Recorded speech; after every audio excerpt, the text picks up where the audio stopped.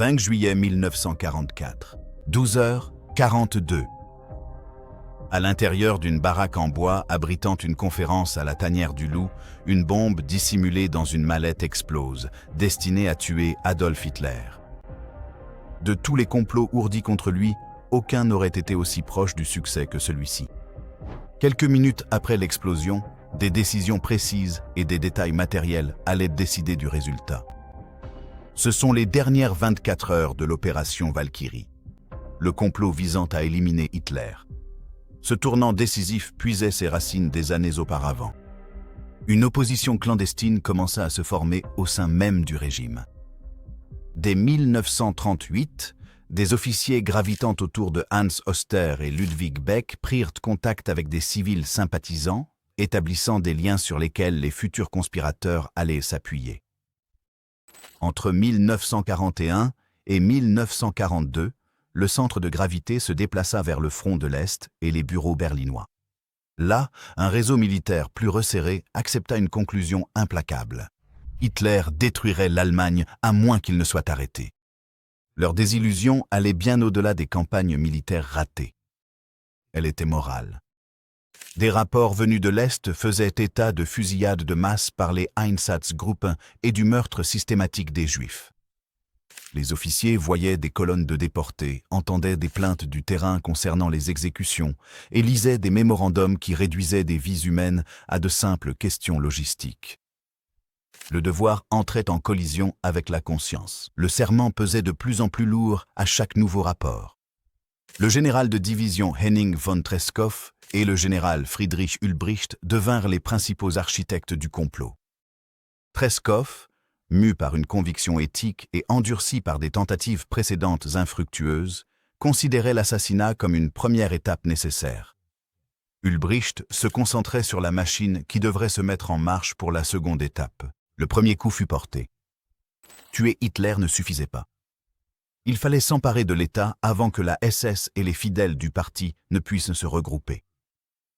L'outil existait déjà dans les textes. L'opération Valkyrie avait été conçue pour mobiliser l'armée de réserve en cas de troubles internes, y compris d'éventuelles révoltes des millions de travailleurs étrangers forcés à l'intérieur du Reich. Son objectif officiel paraissait routinier. Rétablir l'ordre, protéger les infrastructures, sécuriser les communications. Pour les conspirateurs, cette routine servait de camouflage. Depuis son poste au sein de l'état-major général de l'armée, Ulbricht entreprit une révision clandestine des ordres de Valkyrie. Il en a détourné la logique, ligne par ligne. La déclaration d'ouverture a été reformulée pour déclencher une action immédiate. Le Führer Adolf Hitler est mort. Un groupe traître de dirigeants du parti a tenté de profiter de la situation. À partir de ce postulat, l'ennemi intérieur a changé. Ce n'était plus une masse hypothétique de travailleurs étrangers, mais les propres centres de pouvoir du parti nazi, la SS et la Gestapo. Les ordres révisés autorisaient les unités de l'armée à occuper les bâtiments gouvernementaux et les stations de radio, à sécuriser les centraux téléphoniques et à arrêter les hauts responsables de la SS et du parti. Le langage restait bureaucratique. L'intention, elle, ne l'était pas. Un protocole défensif avait été transformé en plan directeur pour un coup d'État. Ce réseau s'étendait au-delà d'une poignée d'officiers. Il touchait les commandements des districts militaires, l'Abwehr, ainsi que certaines personnalités civiles susceptibles de former un cabinet provisoire. Karl Goerdeler, l'ancien maire de Leipzig et homme d'État conservateur, était prêt à assumer le rôle de chancelier désigné. D'autres, au sein de la police et des ministères berlinois, alignaient discrètement leurs ressources. Un gouvernement de l'ombre attendait une seule condition. La vérification était la mèche. Seule la preuve de la mort d'Hitler pouvait activer l'opération Valkyrie sans dévoiler le complot. Cela exigeait proximité, accès et la capacité de se déplacer dans la tanière du Loup sans éveiller les soupçons. Les conspirateurs avaient besoin d'un messager et d'un tueur réunis sous un même uniforme, quelqu'un dont le grade ouvrait les portes et dont la détermination ne fléchirait pas sous le poids du serment prêté. L'assassin réticent était Klaus von Stauffenberg. Il était un candidat improbable. Issu d'une famille aristocratique imprégnée de traditions militaires, il s'était élevé au rang d'officier d'état-major talentueux, convaincu que le renouveau national exigeait des décisions difficiles. En 1939, il soutenait l'invasion de la Pologne, la considérant comme une étape vers le rétablissement de la puissance et du prestige de l'Allemagne. Ses états de service semblaient confirmer sa trajectoire. Décoré sur le terrain, son engagement au sein de l'Afrika Korps l'avait intégré à l'élite de la Wehrmacht. À tous égards, il semblait être un officier loyal progressant au sein du système.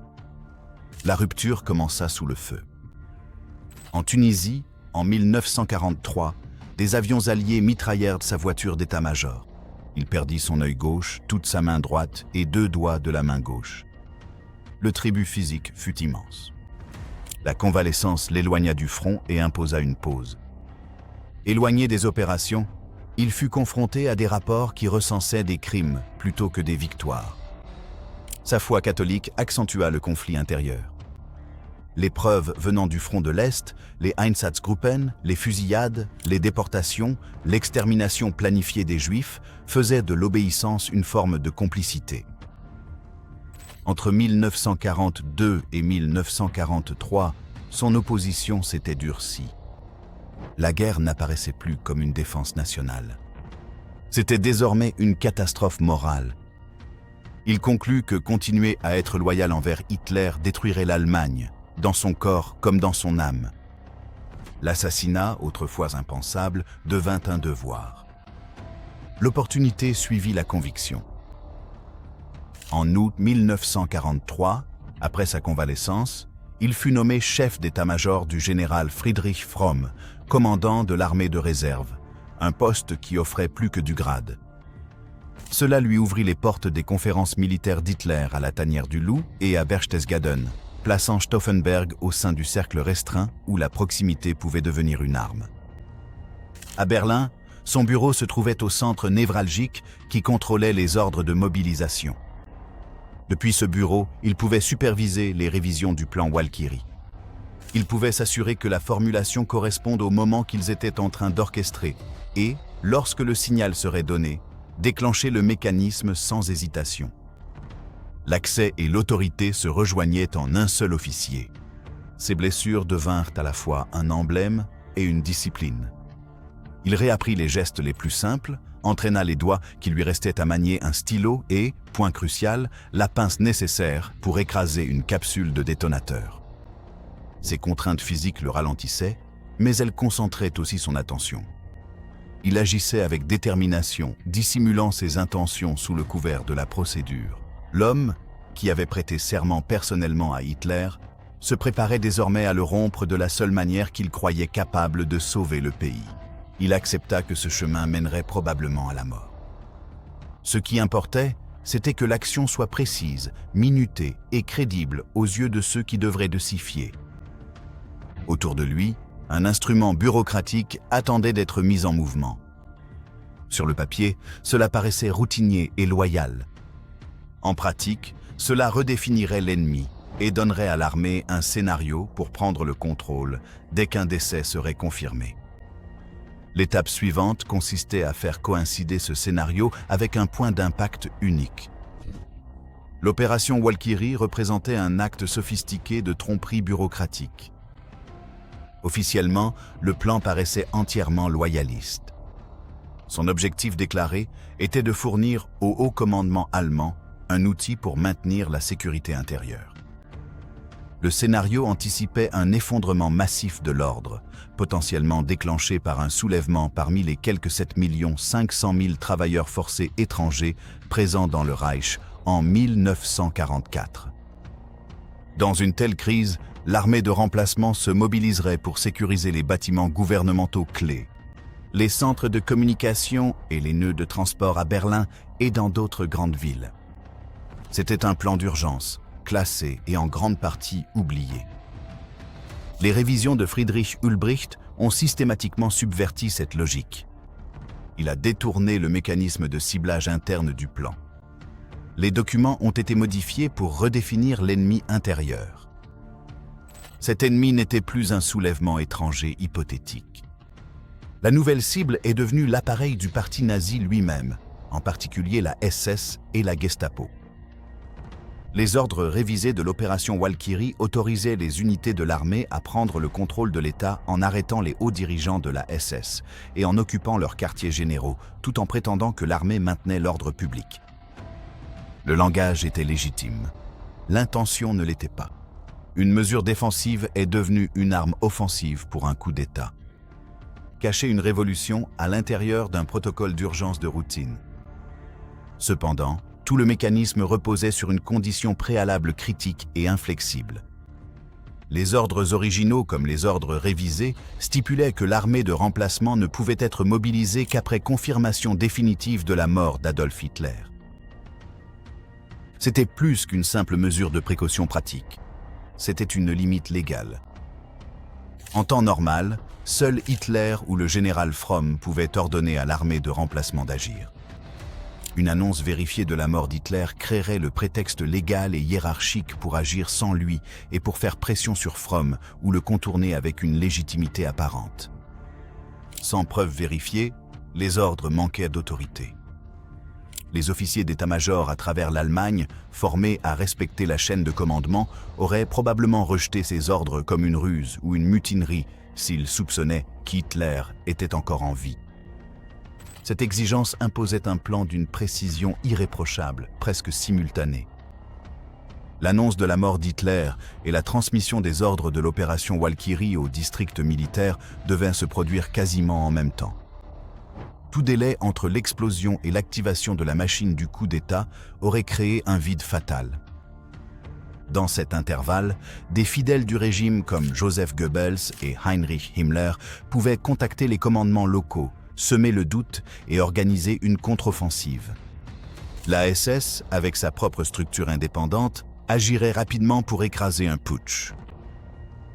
Le plan était un mécanisme d'horlogerie. L'assassinat en était le ressort principal.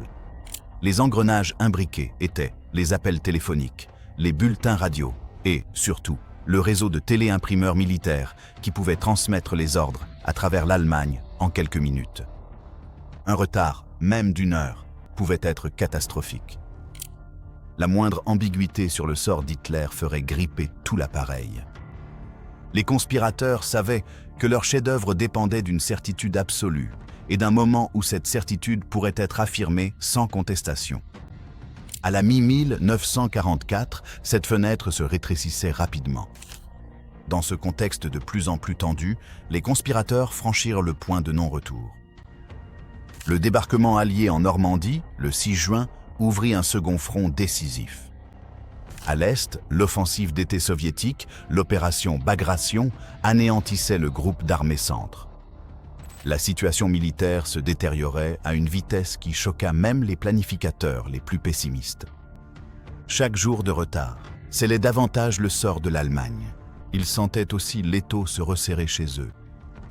À l'été 1944, la Gestapo se rapprochait des cercles dissidents, interrogeant des contacts et remontant des pistes à travers l'Abwehr. La pression du temps venait du front comme de l'intérieur. Leurs échecs passés pesaient lourdement. Depuis 1941, des figures clés comme Henning von Treschow avaient cherché des occasions pour ne voir que les opportunités s'effondrer dans la routine. Le 13 mars 1943, Treschow plaça des explosifs britanniques en plastique déguisés en bouteilles de Cointreau à bord de l'avion d'Hitler. Le détonateur fut déclenché, mais la charge n'explosa pas dans la soute froide. 8 jours plus tard, le 21 mars 1943, jour de la commémoration des héros, un autre plan prévoyait une attaque suicide lors d'une inspection d'uniforme. L'événement fut annulé. D'autres tentatives suivirent en novembre 1943, février 1944 et mars 1944. L'emploi du temps imprévisible du Führer et ce que beaucoup appelaient sa chance insolente les contrecarrèrent à plusieurs reprises. Chaque échec augmentait le risque d'être découvert et sapait le moral. La nomination de Stauffenberg au poste de chef d'état-major du commandant de l'armée de réserve créa une nouvelle opportunité fugace. Son rôle exigeait sa présence aux conférences sur la situation militaire d'Hitler, offrant ainsi l'accès rapproché qui avait jusque-là échappé au réseau. Une date précise fut fixée, le 20 juillet 1944. Il devait se rendre à la tanière du Loup pour présenter un rapport sur la formation de nouvelles divisions d'infanterie. Sur le papier, c'était une mission de routine et donc idéale. Les conspirateurs jugèrent qu'attendre revenait à abandonner toute possibilité de coup d'État. La guerre avançait trop vite. La Gestapo avançait encore plus vite. La décision d'agir fut un pari calculé, dicté par le désespoir et la conviction. Leurs motivations étaient multiples. Certains, comme Karl Goerdeler, espéraient sauver quelque chose de la réputation morale de l'Allemagne et préserver les institutions nationales d'un effondrement total. D'autres, dont Stauffenberg, considéraient l'assassinat comme un devoir patriotique. Un impératif moral d'arrêter les crimes et de prévenir de nouveaux bains de sang. Il y avait aussi une nuance stratégique. Plusieurs conspirateurs pensaient qu'une paix séparée avec les alliés occidentaux était peut-être possible, tout en poursuivant la résistance contre l'Union soviétique. C'était un espoir illusoire, mais il a influencé leur planification et leur sentiment d'urgence. La machine du coup d'État était prête. Les ordres révisés de l'opération Walkyrie avaient été finalisés et confiés au commandement clé. Un cabinet fantôme attendait de prendre le relais avec légitimité dès que le signal serait donné. Tout reposait sur un seul acte dans un quartier général isolé en Prusse orientale. Il s'était engagé. Plus de plan de secours. Ce qui restait, c'était la méthode et l'endroit où la proximité pouvait devenir une arme. La tanière du Loup était la scène. Construit sur la paranoïa, le quartier général était enfoui au cœur des forêts de Masurie, en Prusse orientale. C'était le principal poste de commandement d'Hitler pour le front de l'Est, un vaste complexe de plus de 80 bâtiments, dont beaucoup étaient de lourds bunkers en béton avec des murs pouvant atteindre 8 mètres d'épaisseur. Tous camouflés dans une forêt dense, la sécurité était organisée en plusieurs couches. Le site était divisé en 3 zones concentriques, Speer, Kreis, 3, 2 et 1, chacune avec ses propres points de contrôle, patrouille et clôture. La Speer, la plus intérieure. Le Kreis 1, où Hitler vivait et tenait ses réunions, n'admettait que les détenteurs de laissez-passer spéciaux. Des gardes du corps SS du Führerbegleitkommando étaient présents en permanence. Et des contrôles d'identité étaient appliqués à chaque visiteur, quel que soit son grade. Introduire une arme à feu conventionnelle ou une grenade dans l'enceinte intérieure était une impossibilité logistique. Cet environnement imposait le choix de l'arme. Les conspirateurs ont choisi de l'explosif plastique britannique capturé, distribué sous forme de charges compactes, à peu près de la taille d'un petit carnet, car il était stable, malléable et dégageait peu d'odeur caractéristique. 2 charges, d'environ 1 kg chacune, promettaient une explosion mortelle dans un espace confiné. Moulé dans une mallette d'officier standard, l'explosif se fondait dans le décor. Des cartes, des dossiers et une mallette, parmi tant d'autres. La mèche était tout aussi discrète. Ils utilisaient un crayon à retard britannique, un allumeur à retardement chimique contenant du chlorure de cuivre qui corrodait un fil fin, retenant ainsi un percuteur. Lorsque le fil se rompait, le ressort propulsait le percuteur dans un détonateur. Le dispositif offrait un délai d'environ 10 minutes. L'activation nécessitait d'écraser la capsule pour libérer le réactif. Pour Stauffenberg, qui avait perdu sa main droite et 2 doigts à la main gauche, c'était une épreuve de précision et de douleur. Il s'entraînait avec une pince spéciale adaptée pour lui permettre de pincer la capsule et de déclencher le compte à rebours. La méthode reposait sur la routine. En tant qu'officier d'état-major supérieur, Stauffenberg pouvait apporter une mallette à la conférence sans attirer l'attention.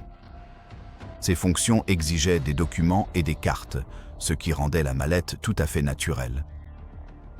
Une fois dans la pièce, il la placerait sous la table, aussi près d'Hitler que possible, déclencherait le crayon à retardement et se retirerait sous un prétexte, un appel téléphonique, un rapport à faire signer utilisant son grade pour repasser les différents niveaux de sécurité avant que le délai n'expire. La simplicité était le bouclier. Les composants étaient inertes tant qu'ils n'étaient pas armés. Aucune arme conventionnelle ne franchissait les seuils. L'angle mort était institutionnel, l'hypothèse qu'un officier de haut rang n'utiliserait pas son accès comme une arme. L'uniforme et l'autorité de Stauffenberg ouvraient les portes, le véritable risque se concentrant dans les derniers mètres entre le seuil et la table. À l'intérieur de la tanière du loup, des variables subsistaient, échappant encore au contrôle humain. Le cadre de la conférence quotidienne déterminerait la façon dont une explosion se propagerait dans l'espace, comment la pression se déplacerait et comment une mallette pourrait être posée sans attirer l'attention. La journée imposerait ses propres conditions. Le matin du 20 juillet, un changement de dernière minute a bouleversé les hypothèses du plan. Le lieu a changé. La conférence quotidienne sur la situation avait été prévue, comme d'habitude, dans le bunker souterrain en béton. C'était la procédure standard. Elle offrait une protection maximale contre les attaques aériennes et les assassinats, et correspondait au calcul des conspirateurs. Mais Hitler n'aimait pas l'enfermement sans air, et en ce jour de forte chaleur, il ordonna que la réunion ait lieu ailleurs. Elle fut déplacée dans la baraque de situation en surface, la Lagerbarack, à l'intérieur du périmètre le plus intérieur, le Sperrkreis 1. 2 officiers entrant en file, cela semblait être un petit compromis pour plus de confort, tout en restant dans la même zone surveillée. Le périmètre n'avait pas changé. La pièce, si. La différence de construction avait son importance. Le plan initial supposait une explosion à l'intérieur d'un espace renforcé et confiné. Dans un bunker en béton, la pression d'une explosion ne peut pas facilement s'échapper. Elle rebondit sur les murs et le plafond, intensifiant l'onde de choc et transformant la pièce en une chambre de pression mortelle. Dans cet environnement, une charge placée près de la cible serait amplifiée par le confinement. La Lagerbarack était une structure en bois avec de grandes fenêtres. Elle n'était pas conçue pour contenir une explosion. Lorsqu'un explosif détonne dans une telle pièce, une grande partie de la pression s'échappe vers l'extérieur. Les fenêtres volent en éclats, les panneaux se déforment, les toits se soulèvent. L'onde de choc se disperse, au lieu de ricocher à travers les occupants.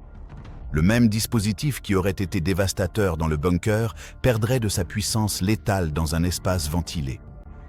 Ce n'était pas un simple ajustement mineur. Les conspirateurs avaient calibré l'explosif pour le scénario du bunker. Ils s'attendaient à un confinement. Ils s'attendaient à une surpression. Le passage à la salle de conférence en bois a supprimé ces hypothèses et introduit des variables favorables à la survie. Des fenêtres ouvertes, des murs plus fragiles, un toit susceptible de céder. Une décision prise quelques minutes avant la réunion a modifié la physique de la tentative. Ce changement interagissait avec d'autres conditions qui devaient encore s'aligner pour garantir le succès.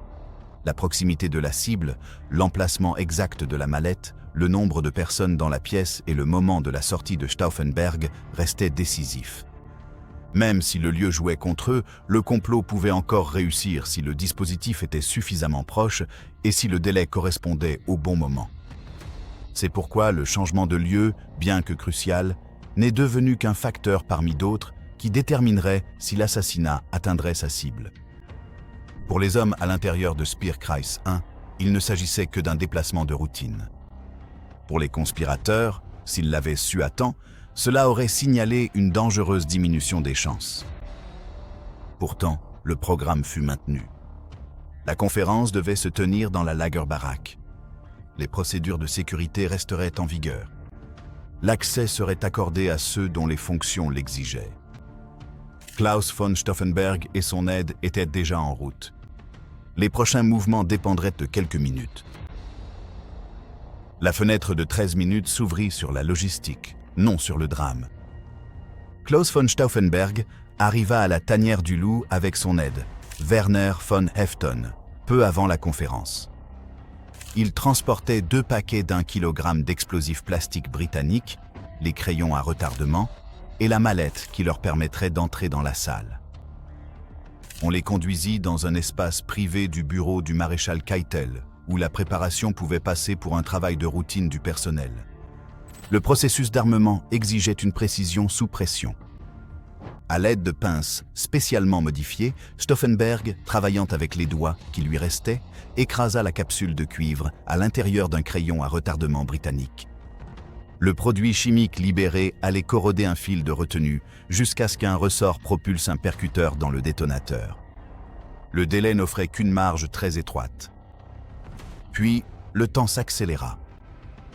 Alors qu'il commençait, avec von Haften, à préparer la seconde charge, un ordre arriva pour se dépêcher de rejoindre la réunion.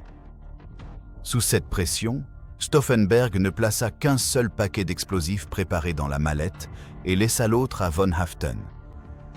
Cette réduction fut circonstancielle. Ce n'était pas stratégique, il avait prévu d'utiliser les deux.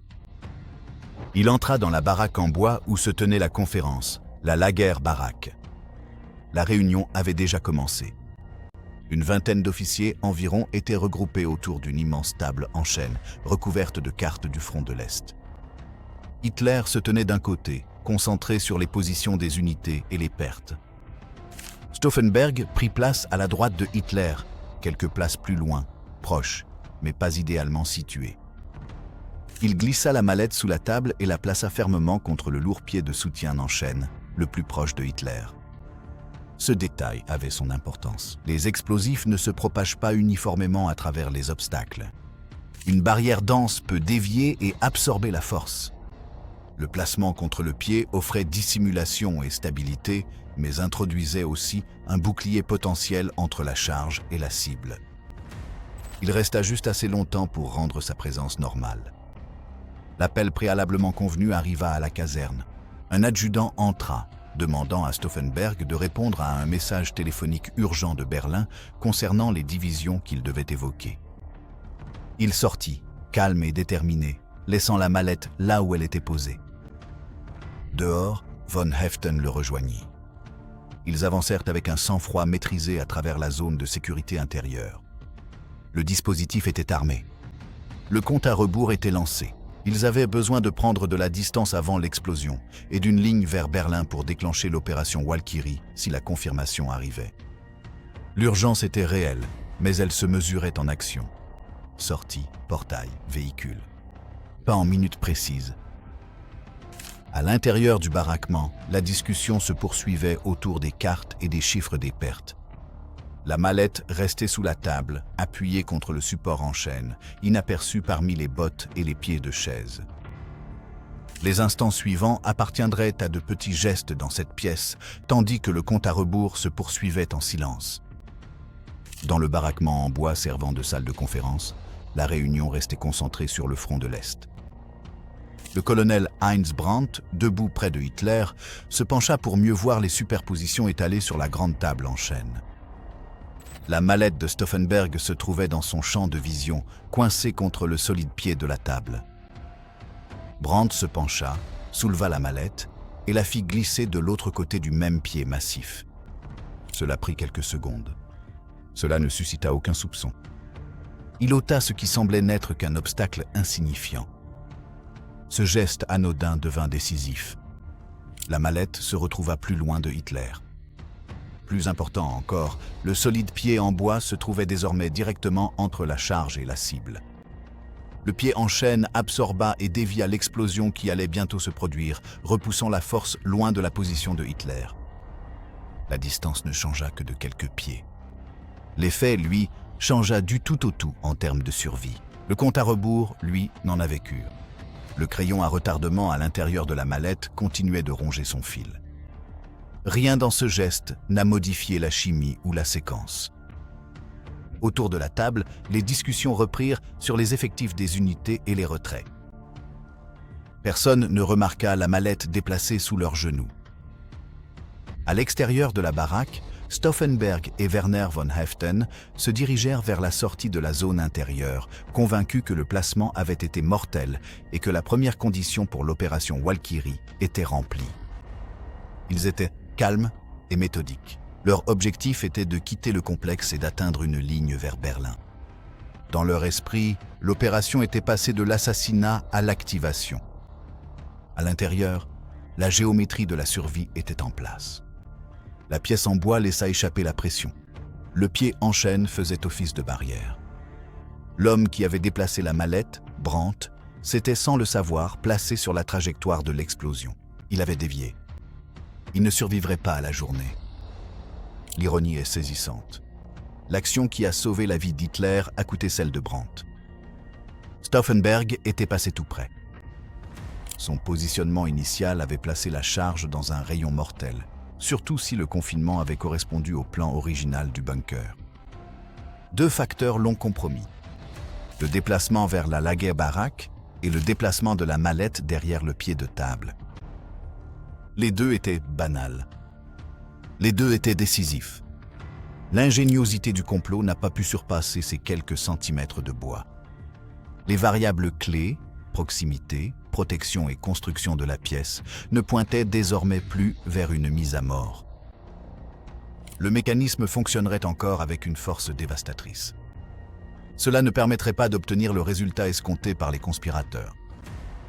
L'instant d'après, le compte à rebours atteignit son terme. La salle attendait le dénouement qui déciderait de tout ce qui allait suivre. 12h42 a marqué la détonation. Le circuit du minuteur chimique s'est terminé. Et l'explosion a déchiré les baraquements en bois avec une force immense. Environ 24 hommes se trouvaient dans la pièce. L'explosion a brisé les grandes fenêtres et soulevé la charpente du toit. La fumée, les éclats et les débris emplirent l'air. L'intérieur devint un creuset de chaos. La massive table de conférence en chêne vola en éclats. Les chaises furent projetées contre les murs. 4 hommes ne survivraient pas à leurs blessures. Le sténographe Heinrich Berger, qui prenait des notes à son poste, fut tué sur le coup. Le colonel Heinz Brandt, l'officier qui avait déplacé la mallette, subit des blessures graves et mourut plus tard. Le général Rudolf Schmund, chef adjudant de Hitler, succomba le lendemain. Le général Günther Korten, chef de l'état-major général de la Luftwaffe, mourut également de ses blessures. La force était mortelle à courte portée, mais sa répartition était inégale. Toutes les autres personnes dans la pièce subirent des blessures importantes. Des éclats de la table en bois et de l'enveloppe de la bombe causèrent de profondes lacérations. Les commotions dues à l'onde de choc laissèrent beaucoup de monde hébété et désorienté. Plusieurs officiers souffrirent de brûlures causées par l'éclair de l'explosion. Le bilan physique fut immédiat et étendu. Adolf Hitler fut projeté en arrière par l'explosion. Son pantalon fut roussi et en lambeaux.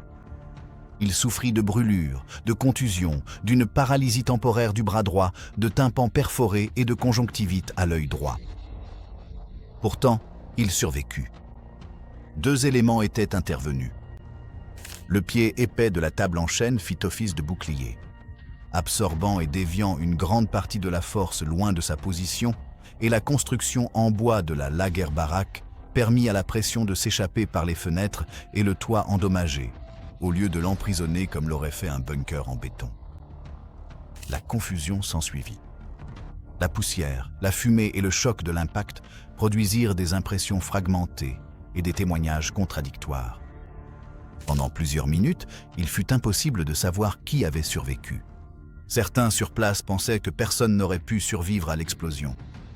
Cette ambiguïté avait son importance.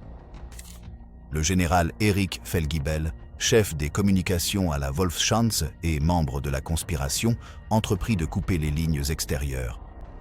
Il perturba plusieurs circuits et gêna le trafic, mais il ne parvint pas à isoler complètement le quartier général. Des messages filtraient dans les deux sens, urgents, partiels et souvent contradictoires. Le système n'était pas totalement coupé. Il fonctionnait par à-coups. Cette coupure partielle créa un vide d'informations dont les conspirateurs avaient besoin, mais elle sema aussi le doute. Berlin exigeait un rapport vérifié avant de déclencher l'opération Walkyrie. La première et la plus cruciale des conditions préalables, la preuve de la mort d'Hitler, avait échoué à la source, mais la confirmation de sa survie ne s'était pas encore consolidée en un message unique et faisant autorité. Des rapports fragmentés commencèrent à circuler alors que des ordres étaient déjà rédigés pour l'activation. En Prusse orientale, la fumée flottait encore au-dessus des baraquements détruits. Au même moment, Des hommes loin de la zone de l'explosion pesaient ce qu'ils pensaient savoir face à ce qu'ils devaient faire ensuite. La course vers Berlin commença dès que Stauffenberg franchit les portes intérieures et s'engagea à activer le plan. De loin, Klaus von Stauffenberg et Werner von Haeften virent l'explosion. Une violente déflagration de fumée et de débris jaillit des baraquements en bois. Convaincus que la détonation avait été mortelle et que personne n'avait pu survivre, ils passèrent avec détermination à la phase suivante de leur plan. Leur objectif immédiat était de quitter le complexe de la tanière du loup avant que la sécurité ne soit totalement verrouillée. Ils se frayèrent un chemin à travers les 3 points de contrôle de sécurité concentriques, affichant un calme qui dissimulait l'urgence de leur situation. Leurs uniformes et leurs grades leur conféraient l'autorité nécessaire pour passer sans être soumis à un interrogatoire poussé. Sur le chemin de l'aérodrome, ils se sont débarrassés de la charge inutilisée. La seconde bombe, toujours non amorcée, fut jetée dans les bois pour éviter d'être découverte lors d'éventuelles recherches. Ils atteignirent ensuite le Heinkel qui les attendait, HE 111. Le décollage a eu lieu peu après 13h15. Les retards au sol et les aléas du vol les ramèneraient au-dessus de Berlin vers 16h. Cet intervalle a créé un vide critique et inévitable entre l'explosion et le déclenchement du coup d'État. Durant cette période, les conspirateurs postés au Bendler Block, le quartier général de l'armée allemande à Berlin, se retrouvèrent dans un état d'animation suspendu. Le général Friedrich Ulbricht et ses collègues étaient prêts à déclencher l'opération Walkyrie, mais ils suivaient un protocole strict. Ils exigeaient une confirmation définitive de la part de Stauffenberg lui-même avant de pouvoir donner les ordres qui mobiliseraient l'armée de réserve. L'ensemble du plan était conçu pour ne s'activer qu'après la preuve vérifiée de la mort d'Hitler. Sans cette confirmation, déclencher le coup d'État représentait un risque énorme et potentiellement suicidaire. Ils attendirent, la machine de leur rébellion figée, le signal pour commencer. Un conspirateur clé à la tanière du loup avait un rôle précis et crucial durant cette période d'attente. Le général Erich Feldgiebel, chef des transmissions au quartier général d'Hitler, avait pour mission d'isoler le complexe. Son objectif était de couper ou de perturber les communications extérieures, empêchant que la vérité sur la survie d'Hitler n'atteigne Berlin et les autres commandements militaires, avant que les ordres de l'opération Walkyrie ne puissent entrer en vigueur. Feldgiebel parvint à perturber temporairement certaines lignes téléphoniques et de téléimprimeurs, créant une confusion initiale. Cependant, il ne put pas complètement isoler le quartier général. Le réseau était trop vaste et redondant. Des officiers loyaux commencèrent rapidement à rétablir les liaisons. Feldgiebel fut alors confronté à un choix difficile. Il savait qu'Hitler avait survécu, mais envoyer un message clair risquait d'être intercepté et de révéler immédiatement la situation. Il transmit une phrase énigmatique à son adjoint à Berlin, le général Fritz Thiel. Il s'est passé quelque chose de terrible. Le Führer est en vie. La formulation était ambiguë. Cela pouvait laisser entendre une survie avec des blessures mortelles ou une incertitude temporaire. Dans le Bendler Block, Thiel et Ulbricht lurent les mêmes mots et en tirèrent la même conclusion prudente. Attendez la confirmation personnelle de Stauffenberg. De précieuses minutes se transformèrent en heures pendant que le Heinkel traversait l'Allemagne. À Berlin, les téléscripteurs crépitaient de fragments venus de Prusse orientale. Au Bendler Block, l'hésitation se transforma en politique et la fenêtre d'opportunité se rétrécit à l'approche de la phase suivante. À l'intérieur du Bendler Block, le coup d'État commença à s'effilocher sous ses propres contraintes. Au quartier général de l'armée à Berlin, le général Friedrich Ulbricht hésita. Le signal ambigu provenant de la tanière du loup. Il s'est passé quelque chose de terrible. Le Führer est vivant, ce qui créa une incertitude paralysante. Sans preuve définitive de la mort d'Hitler, il refusa de déclencher l'opération Walkyrie. La condition préalable rigide du plan était devenue sa plus grande vulnérabilité. Les conspirateurs avaient besoin d'une certitude absolue pour imposer l'obéissance à l'ensemble de l'appareil militaire. La prudence bloqua le mécanisme au moment où il avait besoin d'élan. Le temps s'écoulait. Du début de l'après-midi jusqu'à environ 16 heures, des unités clés à Berlin et dans ses environs attendirent dans leur caserne des ordres d'activation qui ne vinrent jamais. Le major Otto Ernst Remer, commandant du bataillon de la garde de Berlin et nazi convaincu, se méfia des alertes inhabituelles et des instructions incomplètes. Le retard favorisa l'initiative. Les loyalistes du régime commencèrent à se ressaisir, à tester les lignes et à préparer une contre-attaque. Vers 16 heures, avec des informations incomplètes mais une urgence croissante, les premiers ordres de l'opération Walkyrie commencèrent à circuler. Lorsque Klaus von Stauffenberg arriva au Bendlerblock vers 16h30, il trouva de l'hésitation, pas de l'action. Il affirma avec insistance qu'Hitler était mort, ayant vu l'explosion de ses propres yeux. Sa certitude poussa Ulbricht et le général Ludwig Beck à accélérer les transmissions vers les districts militaires. Mais le retard avait déjà permis au régime de réaffirmer le contrôle des centres de commandement. Au ministère de la Propagande, Joseph Goebbels gérait la riposte avec précision.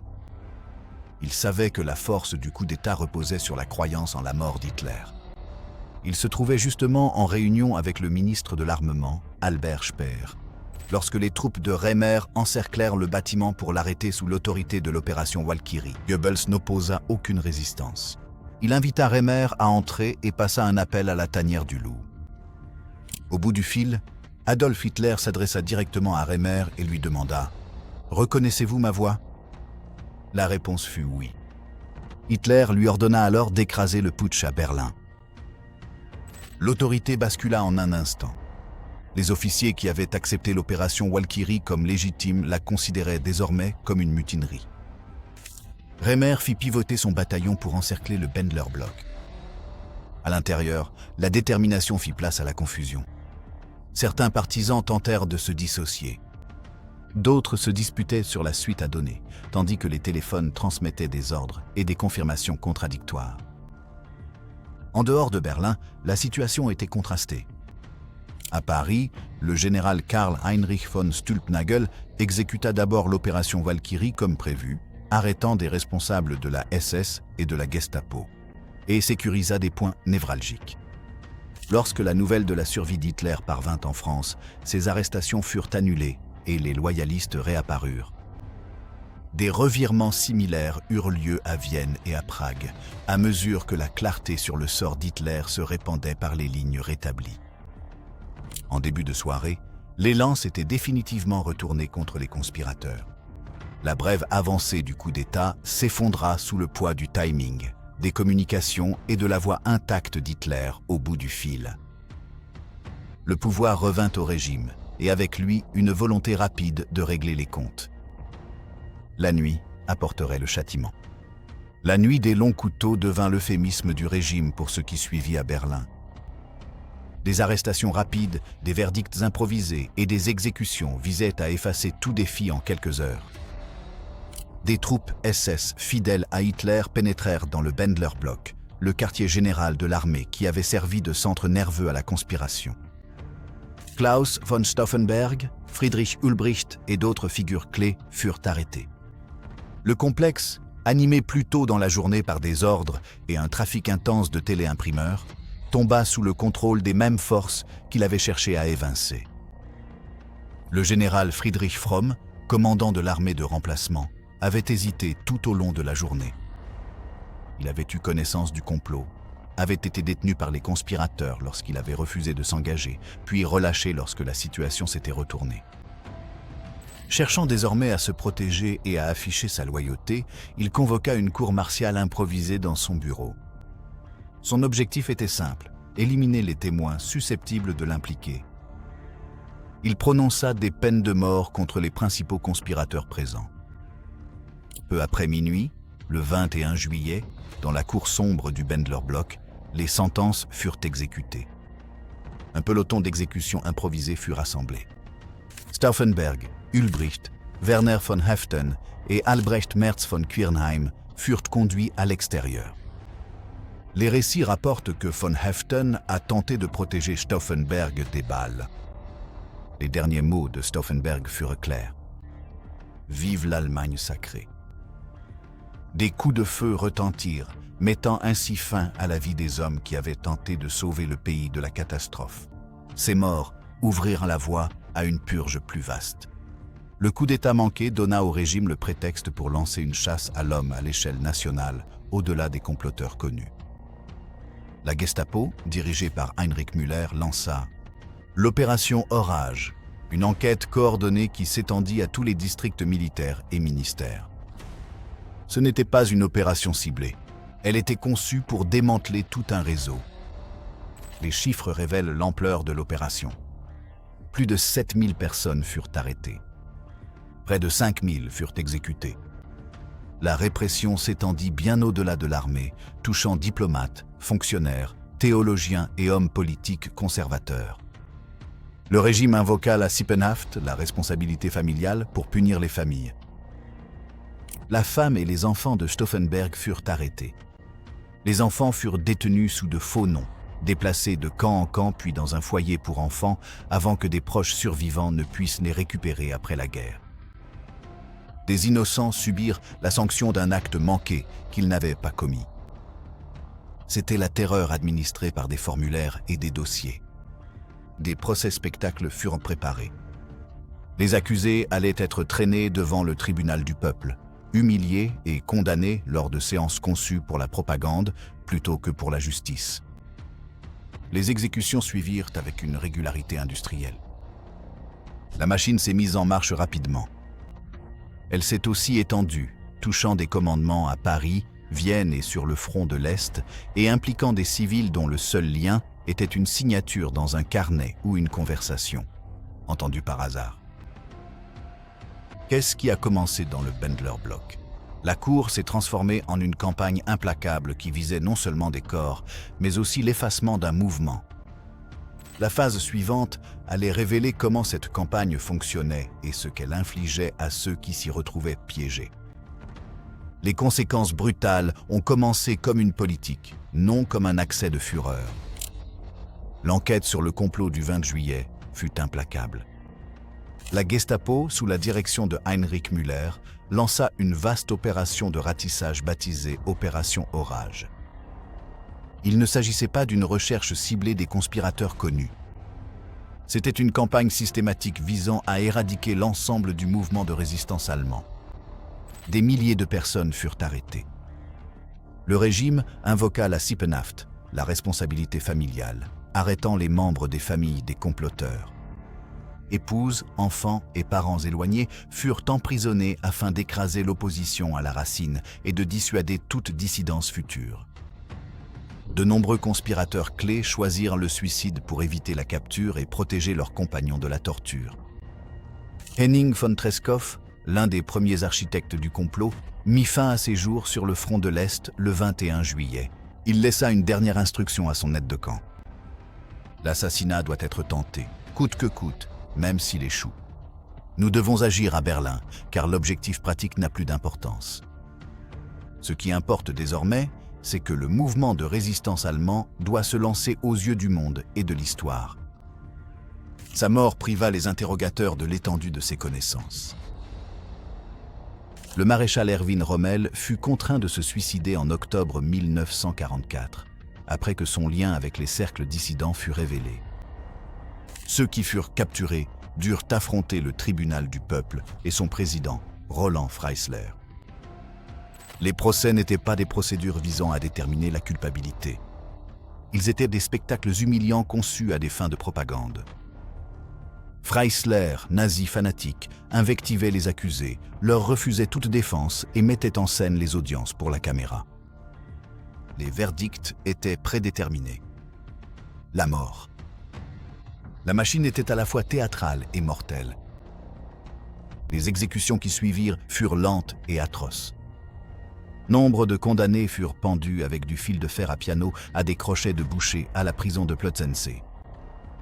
Le processus était délibérément prolongé pour maximiser la souffrance. Les pendaisons étaient filmées pour que Hitler puisse les visionner. Les exécutions eurent lieu par vagues sur plusieurs mois, et le régime les documenta par des photographies, constituant ainsi une sinistre archive de vengeance. Le spectacle ne prit fin que lorsque la guerre intervint. En février 1945, Freisler fut tué lors d'un bombardement allié sur Berlin, mettant brusquement un terme au procès spectacle. La purge s'étendit bien au-delà des officiers directement impliqués. L'enquête de la Gestapo révéla des réseaux qui s'étendaient à travers toute l'Europe. À Paris, le général Karl Heinrich von Stülpnagel fut arrêté après avoir tenté de se suicider. Des civils comme Karl Goerdeler, l'ancien maire de Leipzig et chancelier désigné, furent capturés et exécutés. Des diplomates, des ecclésiastiques et des intellectuels liés au cercle de la résistance furent pris dans la nasse. Le réseau fut démantelé depuis le front de l'Est, qui occupait les capitales. La répression se renforça partout. La SS renforça son emprise sur la Wehrmacht. La méfiance d'Hitler envers ses généraux devint absolue. À court terme, la poigne du régime se durcit, présentée au public comme la preuve d'une survie providentielle. Mais cela eut un prix. La perte de certains des administrateurs et officiers les plus compétents de l'Allemagne dans les derniers mois de la guerre. La Sippenhaft ravagea des familles, bien que des fils de survie subsistassent. Nina von Stauffenberg, arrêtée après le coup d'État, fut finalement réunie avec ses enfants. Elle donna naissance à une autre fille en janvier 1945, et la famille sortit vivante de la guerre. Le prix de l'échec dépassa celui des morts. Toute une opposition fut effacée, et la guerre se prolongea pendant des mois, avec un coût humain catastrophique. Pourtant, même au cœur de la purge, la signification de l'acte ne put être éteinte. Ce qui suivit allait façonner la manière dont le monde et l'Allemagne jugeraient les hommes et les femmes qui avaient choisi la conscience plutôt que l'obéissance. Un héritage de courage a émergé lentement d'un paysage de peur et de défaite. Dans l'immédiat, après coup du putsch manqué, la machine de propagande nazie présenta les conspirateurs comme des traîtres et des lâches, une petite clique d'officiers aristocrates ayant trahi leur pays à l'heure où il en avait le plus besoin. L'objectif était clair: dépouiller leur action de toute légitimité morale et renforcer le récit du régime sur la loyauté indéfectible envers le Führer. Après la guerre, une fois les crimes du régime révélés, les comploteurs du 20 juillet firent l'objet d'une réévaluation profonde. Ce changement fut progressif. Un sondage de 1951 montra que seulement un tiers environ des Allemands voyaient les conspirateurs d'un œil positif. En 1954, la première cérémonie commémorative officielle marqua un tournant. En Allemagne de l'Est comme de l'Ouest, ils en vinrent de plus en plus à incarner une autre Allemagne, capable de résistance morale, même si le consensus s'est formé de manière inégale selon les régions et les générations. Les monuments commémoratifs ont marqué ce changement. Le Bendlerblock à Berlin, où Stauffenberg et d'autres furent exécutés, abrite aujourd'hui le mémorial de la résistance allemande. La prison de Plötzensee, où de nombreux conspirateurs furent pendus, se dresse comme un mémorial aux victimes du système judiciaire nazi. Le 20 juillet est devenu une journée officielle de commémoration, avec des drapeaux hissés sur les bâtiments gouvernementaux. Ces lieux et ces cérémonies sont des rappels permanents du courage au sein d'un système conçu pour l'anéantir. Le complot a révélé une vérité fondamentale. Même au sein d'un État totalitaire, les individus conservent la capacité de faire des choix moraux. Les conspirateurs n'étaient pas des étrangers. Ils étaient des membres du personnel, des officiers, des généraux et des fonctionnaires intégrés dans la machine de guerre, du pouvoir. Pour certains, en particulier sur le front de l'Est, la complicité dans des politiques criminelles a alourdi le poids de leurs décisions. Leur rupture avec le régime n'a pas effacé la culpabilité antérieure. Cela a rendu le passage à la résistance moralement complexe et, pour plusieurs, un acte de conscience tardif, autant qu'une stratégie. Leur échec final n'annule pas le courage de leur action. Ils ont avancé en sachant que les chances étaient infimes et que la sanction s'étendrait probablement à leur famille. Ils ont agi sans aucune garantie de succès, portés par la conviction que la tentative elle-même avait de la valeur. Le raisonnement de Henning von Treschow est devenu leur point d'ancrage. L'assassinat devait être tenté, coup sur coup, afin que le monde sache que tous les Allemands n'avaient pas suivi Hitler. L'histoire du 20 juillet n'est pas avant tout celle d'un échec de justesse qui aurait pu écourter la guerre. C'est un témoignage de la capacité humaine à résister sous une pression extrême et du poids de choisir le devoir plutôt que l'obéissance lorsque l'État devient criminel.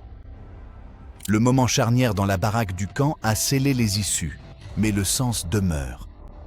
Leur héritage reste un symbole complexe. Courage moral, vice compromise, cherchant réparation. Et la difficile question de l'obligation en temps de catastrophe. Cela éclaire aussi la façon dont nous analysons la mécanique de ce jour-là et pourquoi un plan soigneusement élaboré a échoué au seuil du succès. L'opération Walkyrie montre comment les choix humains s'entrecroisent avec d'immenses systèmes. Une mallette déplacée de quelques pieds, une réunion transférée dans une pièce en bois et un minuteur réglé par des mains abîmées. De petites décisions aux conséquences démesurées. Les conspirateurs ont mis en place un mécanisme pour reprendre le contrôle de l'État, mais il reposait sur une seule confirmation qui n'est jamais venue. Leur héritage repose sur la clarté morale d'agir lorsque l'obéissance signifiait la complicité. Si cette histoire vous a touché, interpellé ou aidé à voir la Seconde Guerre mondiale différemment, ce serait un honneur de vous compter parmi notre communauté grandissante. S'abonner est une façon de soutenir des récits qui montrent comment des gens ordinaires font des choix moraux extraordinaires. Alors, si vous pensez que ces histoires comptent, cliquez sur le bouton d'abonnement et continuons à construire ce voyage ensemble. Et n'oubliez pas de laisser un commentaire. Nous lisons chacun d'entre eux et nous apprécions vos réflexions. Jusqu'à la prochaine fois, continuez d'explorer l'histoire avec Epic War. Continuez à poser des questions. Continuez à chercher la vérité.